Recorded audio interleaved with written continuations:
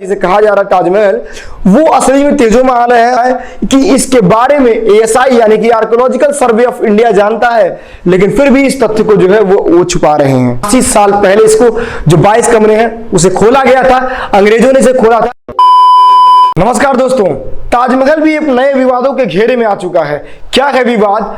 एक हाईकोर्ट में एक पिटीशन दायर किया गया है। एक पिटिशनर ने यानी कि एक याचिकाकर्ता ने एक याचिका डाली है हाईकोर्ट के अंदर, इलाहाबाद हाईकोर्ट के अंदर, और उसमें उन्होंने मांग किया है कि ताजमहल के नीचे मौजूद 22 कमरे जो कि पिछले 88 साल यानी कि 88 ईयर्स से खोले नहीं गए हैं, उन जो 22 कमरे हैं उन्हें खोला जाए और उसकी जांच कराई जाए। क्योंकि याचिकाकर्ता का दावा है कि वो जो 22 कमरे हैं उनके अंदर भगवान शिव के मंदिर यानी कि शिवालय, जिसे वो तेजो महालय कह रहे हैं, वो होने के साक्ष्य मौजूद हैं।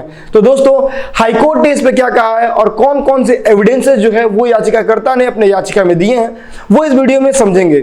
कौन कौन से ऐसे तथ्य हैं जो ताजमहल को ताजमहल बताते हैं और कौन कौन से ऐसे तथ्य हैं जो ताजमहल को तेजो महल सिद्ध करते हैं। दोस्तों, इस वीडियो में हम पूरा कंप्लीट डिटेल में जानने वाले हैं।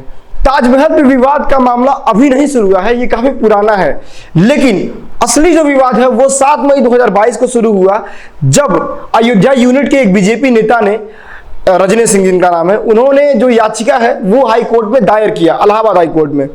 और उन्होंने याचिका में अपने क्या क्या दावे किए हैं, एविडेंसेस यानी कि सबूत जो है वो क्या क्या कोर्ट के सामने रखे हैं, उसे समझते हैं। उन्होंने कहा है कि ये जो ताजमहल का जो ढांचा आपको दिखाई दे रहा है, ये जिसका दावा है कि ये 17वीं शताब्दी में बनाया गया था, ये वास्तविक में 17वीं शताब्दी में नहीं 1212 में बनवाया गया था, यानी कि 1212 में बनवाया गया था, जिसे राजा परमादित्य देव ने बनवाया था, जिसका नाम ताजमहल नहीं तेजो महालय था। पहला दावा, ये मैं नहीं कह रहा हूं, ये उस पिटीशन में रजनी सिंह ने अपने पिटीशन में कहा है। दूसरा दावा उन्होंने क्या किया है? दूसरा दावा उन्होंने किया है कि ये जो ताजमहल होने का जिक्र है, ये किसी मुगल कोर्ट के पेपर में और ना ही किसी क्रोनोलॉजी में इसका जिक्र है। यानी कि अगर ताजमहल था तो इसके बारे में मुगल कोर्ट के पेपर में लिखा होना चाहिए था, और दूसरा क्रोनोलॉजी में इसका जिक्र होना चाहिए था, लेकिन इसका जिक्र इन दोनों में से कहीं भी नहीं है। तीसरा दावा समझते हैं। तीसरा दावा यह है कि देखिए, पहले आगरा कब बना था, मतलब आगरा में जो ताजमहल था वो कब बना था। देखिए, दावा है कि 1638 से लेकर 1653 तक ये जो ढांचा है ताजमहल का, वो बन रहा था और बन के तैयार 1652 या 53 में हो चुका था, यानी कि इन दोनों के बीच में। लेकिन औरंगजेब ने एक पत्र में लिखा है कि 1652 में जो उन्होंने पत्र लिखा है उसमें लिखा है कि ये जो ढांचा है, ये जो इमारत है, ये काफी पुरानी हो चुकी है। तो क्या आपको लगता है कि जो भी ढांचा बन के तैयार ही हुआ हो वो काफी पुराना हो गया हो? ऐसा तो मुझे नहीं लगता है कि कोई ढांचा बना और साल भर के भीतर ही वो पुराना हो जाए। तो इसलिए इन्होंने ये कहा है कि इसका मतलब यहां ताजमहल होने से पहले भी कोई इमारत थी जो पुरानी थी, यानी कि काफी पहले समय से बनी थी। ये जो दावा है ये इन्होंने दावा किया है इतिहास से। अब एक इतिहासकार जिनका नाम पीएन ओक यानी कि पुरुषोत्तम नागेश ओक था, उनकी किताब से कुछ शब्द लिए हैं, कुछ वाक्य लिए हैं। जो पीएन ओक यानी कि एक इतिहासकार है, उन्होंने किताब लिखा है ताजमहल के ऊपर, ताजमहल द ट्रू स्टोरी। इसके ऊपर उन्होंने किताब लिखा है और उस किताब में उन्होंने क्या क्या कहा है उसे भी इन्होंने जो है वो एक एविडेंस बना के कोर्ट के सामने रखा है। अब उसे समझते हैं उसमें उन्होंने क्या क्या कहा है।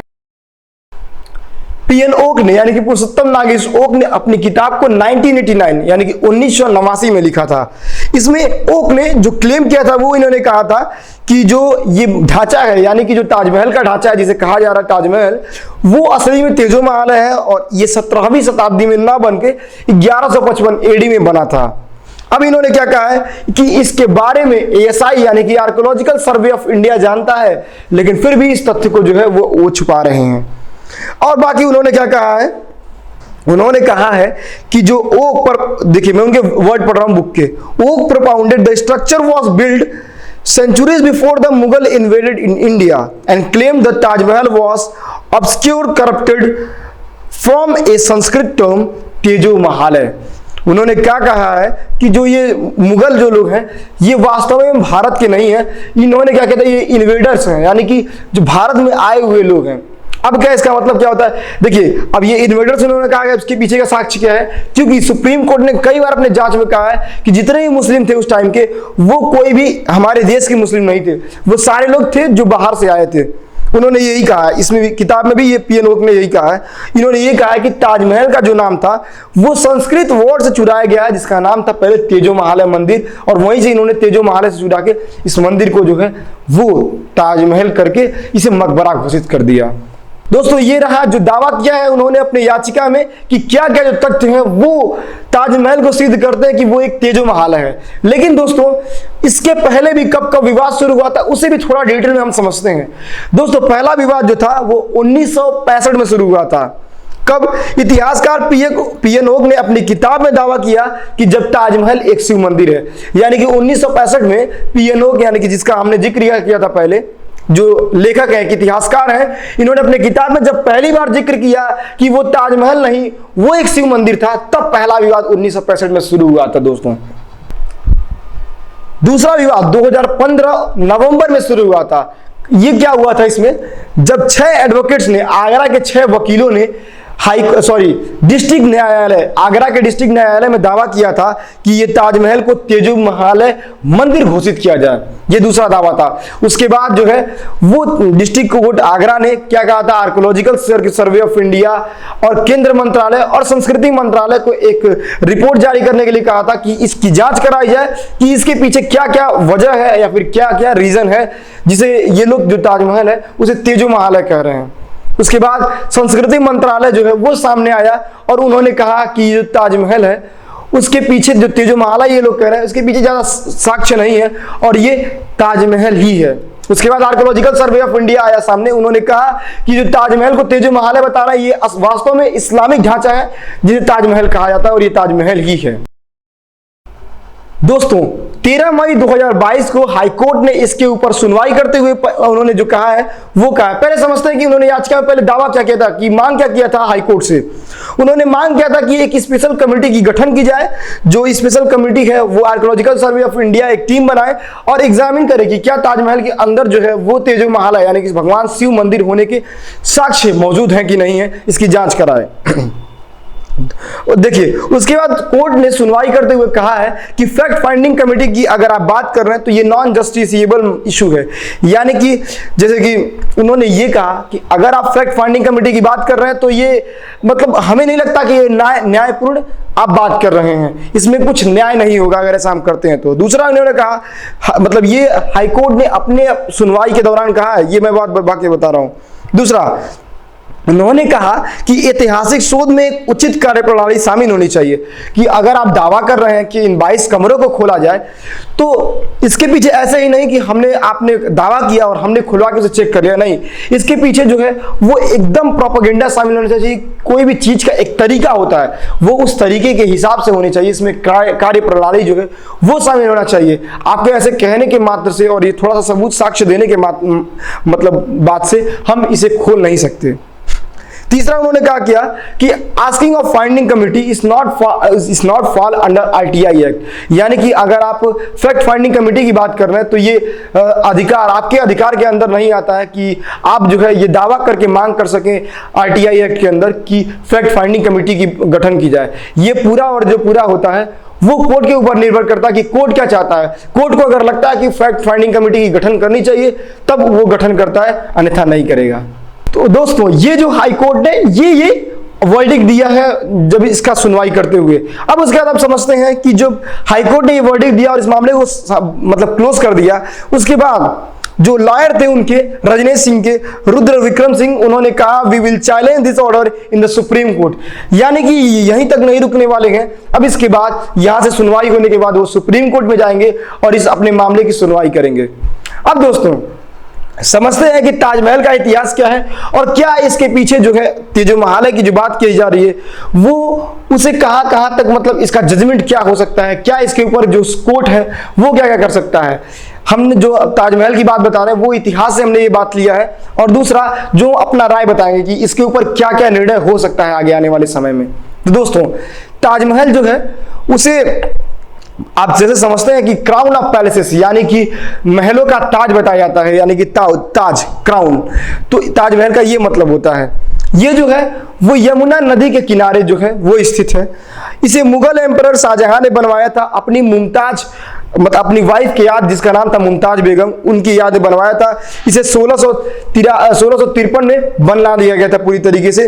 और ये जो है ये मुमताज का वो टॉम्ब यानी कि मकबरा तो है ही है, साथ में शाहजहां को भी इसके अंदर दफन कर दिया गया, यानी कि बहुत कम लोग जानते हैं ये शाहजहां का भी मकबरा है। दोस्तों ये जो पूरा जमीन है वो 42 एकड़ में फैला हुआ है। इसके अंदर एक मस्जिद है, एक गेस्ट हाउस है, और ये जो तीनों तरफ से ये जो मतलब ताजमहल है वो तीनों तरफ से गार्डन यानी कि बागीचे से घिरा हुआ है। दोस्तों 1983 में यूनेस्को यानी कि United Nation Education Scientific and Cultural Organization ने इसे वर्ल्ड हेरिटेज यानी कि विश्व धरोहर के रूप में शामिल कर दिया था। उसके बाद क्या होता है कि जब कोई भी एक मतलब टूरिज्म का प्लेस यानी कि जो भी यात्रा का जगह होता है उसे कहीं भी यूनेस्को वर्ल्ड हेरिटेज साइट के रूप में जब ले लेता है यानी कि उसे सेलेक्ट कर देता है, उसके बाद वहां पे टूरिज्म बहुत ज्यादा बढ़ जाता है और ये वर्ल्ड हेरिटेज साइट यानी कि विश्व धरोहर के रूप में इसे लोग विश्व में जानने लगते हैं। और यहाँ जो टूरिज्म है वो देश भर से लोग आते हैं, यानी कि बहुत ज्यादा विदेशी लोग भी यहाँ आते हैं, जिससे मेन इसकी कमाई होती है, अर्निंग होती है। दोस्तों अब इसके बाद क्या है, अब समझते हैं कि क्या हो सकता है, इसमें क्या क्या जो है सुप्रीम कोर्ट कर सकता है। देखिए जब किसी भी धरोहर को विश्व धरोहर यानी कि वर्ल्ड हेरिटेज साइट के रूप में घोषित कर दिया जाता है तो इसमें उस देश का आधिपत्य थोड़ा कम हो जाता है, इसमें यूनेस्को जो आधिपत्य है वो ज्यादा हो जाता है। तो यानी कि अगर वो 22 कमरे खोले जाते हैं तो सुप्रीम कोर्ट को सबसे पहले आदेश जो है वो लेना पड़ सकता है यूनेस्को से, तब इसकी जाके तथ्य की जांच की जा सकती है। और अगर यूनेस्को जो है इसे वर्ल्ड हेरिटेज साइट का जो दर्जा है इसे वापस छीन लेता है तो ये टूरिज्म पे बहुत ज्यादा इफेक्ट पड़ेगा और इससे कई करोड़ का नुकसान होगा। जितने टूरिज्म आते थे वो टूरिज्म भी कम हो जाएगा, क्योंकि इसे वर्ल्ड हेरिटेज साइट की वेबसाइट पे दिखाया जाता है टॉप में, ताकि आप जैसे जब भी सर्च करते होंगे कि best tourism place in India तो आपको ताजमहल दिखाएगा अगर आप विदेशी लोग हैं तो।